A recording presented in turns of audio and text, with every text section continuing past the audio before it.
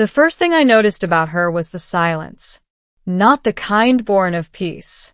Not the gentle quiet of a library or a sleeping city. This was a deliberate silence, the kind that spreads when fear enters a room. The interstellar transit station known as Orpheon Ring was never quiet. It hovered at the outer edge of neutral territory, a massive rotating hub where dozens of civilizations passed through each solar cycle. Merchants shouted in harmonic dialects. Holographic advertisements shimmered in ultraviolet spectrums. Diplomatic envoys floated in protective fields while synthetic porters scurried beneath them. But at docking Concourse 7, there was a gap. An empty semicircle around a single metallic bench, and she sat at its center. Her armor was matte black, edged in faint crimson light that pulsed like a heartbeat. It wasn't ceremonial plating, it was functional, scarred, and reinforced. One shoulder plate bore deep gouges, as if something enormous had tried to tear it away and failed. Her hair, if it could be called that, fell in silver strands braided tightly against one side of her scalp, the rest cascading freely over her back. Her skin held a faint metallic sheen, almost reflective beneath the station's artificial lights. But it was her eyes that kept people away. They were not cold. They were assessing, calculating. Every being who entered her field of vision felt measured, and no one wanted to fail that measurement. Stay away from her. The warning came from the Varelian merchant standing beside me in the refreshment queue. His tendrils flicked nervously toward her before retracting. Why? I asked. You're new, he said. It wasn't a question. First time on Orpheon. He exhaled a faint mist. She is Kareth of the Draxian Vanguard. That meant nothing to me. He studied my confusion. You truly do not know. No. His tendrils tightened. She is the one who ended the Karthic uprising. I hesitated. Ended how? Completely. The word hung between us. Oh, I said. Yes. Oh. I glanced back toward the empty semicircle. She doesn't look like she's ending anything right now. That is precisely when she is most dangerous. I was not a soldier. I wasn't a diplomat either. I was an infrastructure analyst for the United Terran Coalition, a glorified engineer who studied the structural integration of shared star systems. My job involved power grids, trade routes, and keeping humanity's fragile reputation intact by ensuring our stations didn't explode. I was on Orpheon Ring to inspect docking protocols before Earth signed a long-term transit agreement. I had no interest in Draxian war legends. But I did have one bad habit.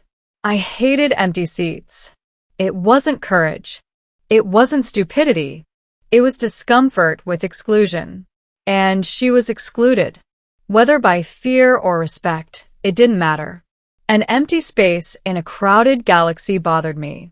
So when my nutrient capsule dispensed and I scanned the concourse for somewhere to sit, my gaze landed, inevitably, on the semicircle. The Varelian merchant saw where I was looking. No, he said immediately. I just need a seat. There are others. Not without standing. He leaned closer. You're human. Your species is still probationary in half these systems. Do not add to your complications. I looked at her again.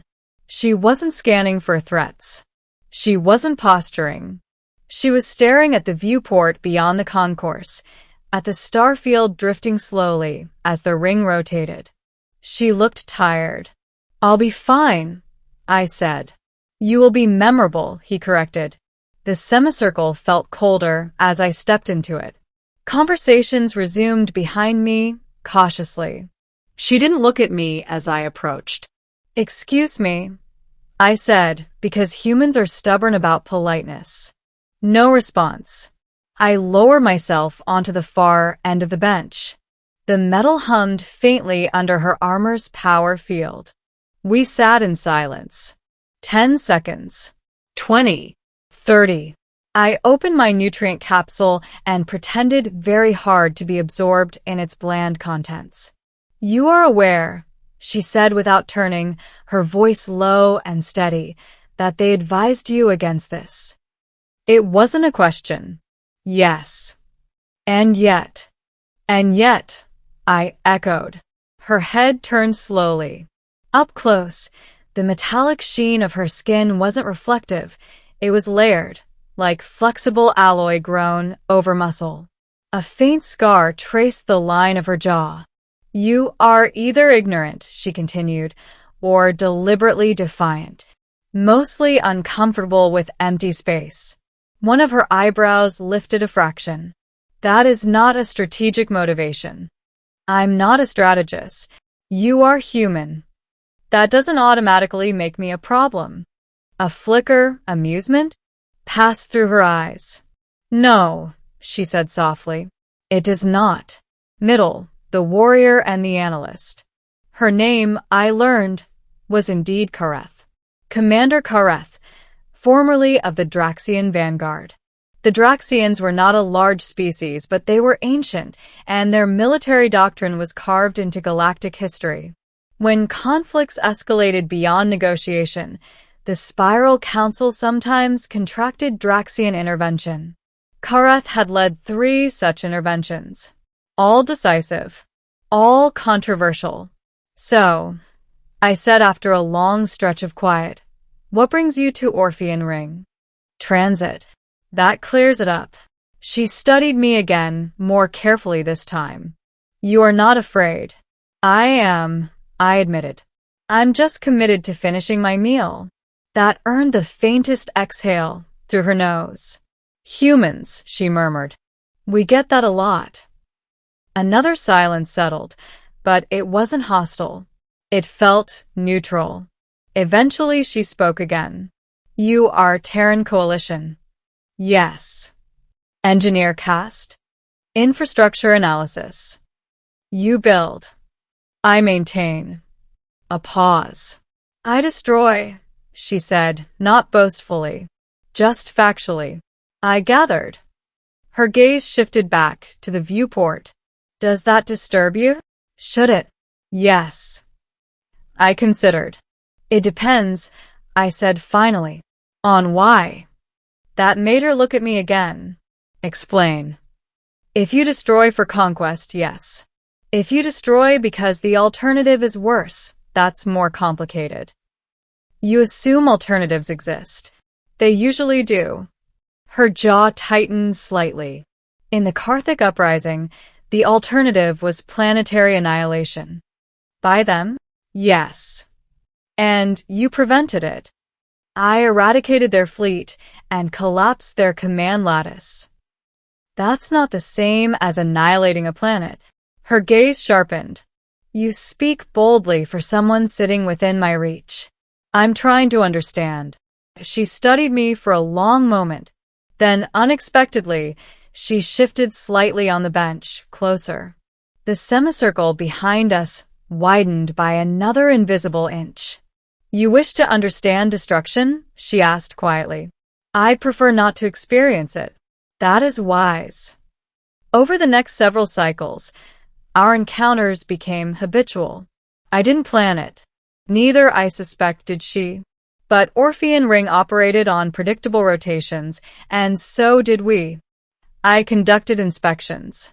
She remained in transit, awaiting clearance for a classified assignment. And somehow, we kept ending up at Concourse 7. Sometimes we spoke. Sometimes we didn't. Other beings still avoided the semicircle. Rumors spread quickly through stations like Orpheon. The human, sitting beside the Draxian commander. Alive. One evening cycle, as the station lights dimmed to simulate night, she arrived first. I hesitated at the edge of the semicircle. "You may retreat," she said without looking at me. "I'm considering it." "You should." "But you're already here." "Yes." I stepped forward and sat. This time, she didn't wait. "Why?" she asked. "Why what? Why continue?" I shrugged. Because you haven't told me to leave. That is not permission. It's not refusal either. A faint narrowing of her eyes. You are persistent. Occupational hazard. Infrastructure fails if you ignore small problems. And I am a small problem? I met her gaze evenly. I don't think you're a problem at all. The air between us shifted. Careful, she murmured. Of projection. I frowned. You are building an image of me that may not withstand reality. I don't think you're harmless, I said quietly. I just don't think you're monstrous. Her fingers flexed once against the bench. You were not present at Carthy's prime. No. You did not hear the screams when their fleet detonated. No. You did not watch debris rain into their own atmosphere. I held her gaze. No. I didn't. Silence. Then. But you did. Her expression changed. Not softened, but altered. Yes, she said. The attack came 3 cycles later. Orpheon Ring had survived centuries of uneasy neutrality. Pirates and rogue factions skirted its perimeter, but direct assault was rare. Until it wasn't. The first explosion rippled through docking Concourse 9. The station shuddered violently, artificial gravity flickering. Alarms erupted in overlapping frequencies. I was in Concourse 7. So was she. Her head snapped toward the tremor before my mind processed it. Multiple hull breaches, she said instantly. Localized to outer ring. You can tell that? I can feel it. The lights dimmed to emergency red. Panic spread faster than the alarms. Beings rushed in all directions, trampling over protocol. Another explosion. Closer. The viewport beyond us fractured, energy shields snapping into place milliseconds before decompression. Pirates? I asked. No, she said grimly. This is organized. Her armor flared to full activation, crimson lines brightening. You should evacuate. I have clearance codes for the docking grids, I said automatically. If the outer ring collapses. You will die, she interrupted. If the power lattice overloads, everyone will. She assessed me in one swift glance. Where? Primary distribution node. Sector 12. That is within the breach vector. I know. A split second of calculation passed through her eyes. Then she stood. Move. We ran. The semicircle vanished behind us as concourses filled with smoke and debris. Security drones deployed, but were cut down by precise energy bursts from outside hull penetrations. Through fractured corridors I glimpsed sleek, angular vessels clamped against the ring's exterior. Not pirates. Military. Unknown insignia. They're targeting structural joints. I panted as we moved. Severing rotation, she confirmed. Why? To immobilize. Another shock wave rocked the station. We reached a junction where 3 corridors converged and nearly collided with a squad of armored figures breaching from an inner airlock. Not Draxian. Not any spiral species, I recognized. Their armor was dark blue, inscribed with sigils that pulsed like circuitry. Kareth stepped in front of me, without hesitation. Stay behind me, she ordered. The first attacker raised a weapon. She moved before it fired. I had never seen anything like it. Her motion was not merely fast, it was efficient. Every step minimized exposure. Every strike targeted structural weak points in their armor. Within seconds, 2 were down. The third fired. A bolt of white energy grazed her shoulder, dispersing across her armor field. She didn't falter. The corridor fell silent except for the hiss of damaged conduits. You are wounded, I said. Superficial. She turned to me. Continue. Sector 12 was chaos. Engineers scrambled to stabilize the distribution node as energy surges cascaded unpredictably through the grid. If the outer ring decouples without rerouting, one shouted, we'll overload the core. I slid into the control interface, hands flying across the holographic display. Manual bypass required. I muttered. Can you do it? Someone demanded. Yes, if I'm not shot. Kareth positioned herself at the corridor entrance. More attackers advanced. This time, heavier. One carried a weapon that hummed with unstable power. She glanced back once. Do not fail. I wasn't planning to. The battle that followed blurred into flashes of light and concussive force. I focused on the grid, rerouting, balancing, preventing cascade failure. Behind me, metal screamed. Energy crackled. She fought like a force of nature, controlled, relentless. At one point, an explosion knocked me sideways. She caught me with one hand without looking. Stay upright, she ordered. I'm trying. The final override locked into place just as another section of the outer ring detached. Energy stabilized. Alarms shifted from catastrophic to critical. Reinforcement fleets from nearby systems jumped into defensive positions outside. The attackers began retreating. Within minutes, Orpheon ring held. Damaged, but intact. Ending the choice. When the last hostile vessel disengaged, silence returned to Concourse 7. Not the fearful silence from before. A different one. Exhausted. Reflective. Emergency crews moved through the station, tending to the wounded. Kareth stood near the viewport, armor scorched, a faint trail of silver blood along her collar. You should see medical, I said. I will. You saved Sector 12. We saved it. I hesitated. You didn't have to come with me. Yes, she said simply. I did. Why? She regarded me steadily. Because you would have gone regardless. That's not a reason. It is. I shook my head. You're a decorated commander. A legend. I'm an infrastructure analyst from a probationary species. And yet, she said quietly, you ran toward collapse. That's my job. It is not your duty to defend a station that is not your own. It was going to explode. A faint curve touched her lips. Precisely. We stood in silence. This time, others did not avoid the semicircle. They approached. Slowly. Cautiously. A Varelian medic paused nearby. You fought, he said to her, reverent. Yes. And the human assisted. Yes. His tendrils flicked toward me, not nervously this time. Unexpected. I get that a lot, I said. He inclined his upper body in what I recognized as respect. Then he moved on. Kareth watched the exchange. They will speak of this, she said. Probably. You will be associated with me. I already am. That carries consequences. So does sitting alone. Her gaze held mine for a long moment. You continue to choose proximity, she said softly. Yes.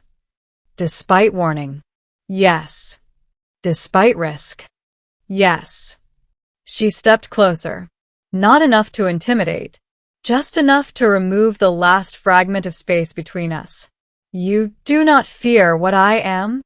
I fear what anyone is capable of, I replied. Including myself. That answer seemed to matter. You have seen me kill, she said. Yes. And you remain. Yes. A pause. Then, quieter. Stay away from her, she repeated, almost to herself. That's what they said. And yet, I echoed. Her hand, armored fingers now retracted, hovered near mine. Not touching. Not yet. You do not understand what aligning with me entails, she said. Then explain it. It means being near conflict. Near decisions that stain memory. I already am, I said. Humanity doesn't get to hide anymore.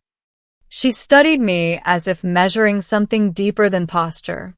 Draxians do not choose lightly, she said at last. Choose what? Who stands beside them? The weight of that settled between us. The station lights gradually brightened back toward normal spectrum. Traffic resumed in cautious waves. Life continued. But something had shifted. She extended her hand. Not as a commander. Not as a legend. As Kareth. I took it. Her grip was firm, steady, not crushing. I will depart Orpheon Ring within 2 cycles, she said. Back to intervention? Yes. Where? Unspecified conflict along the Helier verge. That sounds bad. It is. I exhaled slowly. You're not asking me to come. No. But you're not telling me not to. No. Silence again. But this one felt charged. You chose to sit, she said. Yes. You chose to run toward collapse. Yes. She stepped even closer. You may choose again. The words weren't a command. They weren't even a request. They were acknowledgement. The galaxy was vast, dangerous, complicated, but empty seats still bothered me. I don't belong in a war zone, I said honestly. Perhaps not, but infrastructure exists there too. Her eyes flickered with something unmistakably like approval. You would build in the wake of destruction. Someone has to. A long pause. Then, softly. Very well, human. My name's Adrian. I know. Of course she did. She released my hand. 2 cycles, she repeated. And for the first time since I'd stepped into that semicircle, the space around her did not feel forbidden. It felt open. The warnings would continue. They would say she was dangerous. They would say proximity invited ruin. They might even be right. But I had seen her fight to save lives she did not owe. I had seen the cost in her eyes. And I had seen something else too. Choice. Not the absence of violence, but the presence of restraint. So when 2 cycles passed and the Draxian transport prepared to depart Orpheon Ring, I stood at docking Concourse 7 with a transfer request approved and a toolkit slung over my shoulder. She emerged from the airlock, armor restored, posture composed. You chose, she said. Yes. The faintest smile touched her lips. Stay close then. I stepped forward, crossing the threshold beside her. Behind us, Orpheon Ring resumed its endless rotation. Ahead lay conflict, reconstruction, uncertainty. But no empty space. They had warned me to stay away from her. They said she was too dangerous, too lethal, too much. Maybe she was. But in a galaxy defined by fear, someone had to be willing to sit down first. And when she chose me to stand beside her, I didn't move away. I stepped closer.